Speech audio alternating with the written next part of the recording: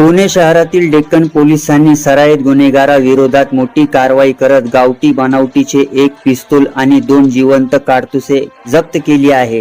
ही कारवाई 9 जून 2026 रोजी वरिष्ठ पोलीस निरीक्षक रुनाल मुल्ला यांच्या मार्गदर्शनाखाली करण्यात आली। पॅट्रोलिंग दरम्यान पोलिसांना मिळालेल्या गुप्त माहितीच्या आधारे बिंडे पुलाजवळील नदी पात्र परिसरात सापळा रचण्यात आला। यावेळी रेकॉर्डवरील आरोपी श्रीकांत उर्फ सोन्या संतोष मरड वय 35 वर्ष याला ताब्यात घेण्यात आले। याची अंगझडती घेतली असता अंदाजे 50,000 रुपये किमतीचे गावठी पिस्तूल आणि 500 रुपये किमतीची 2 जिवंत काडतुसे आढळून आली।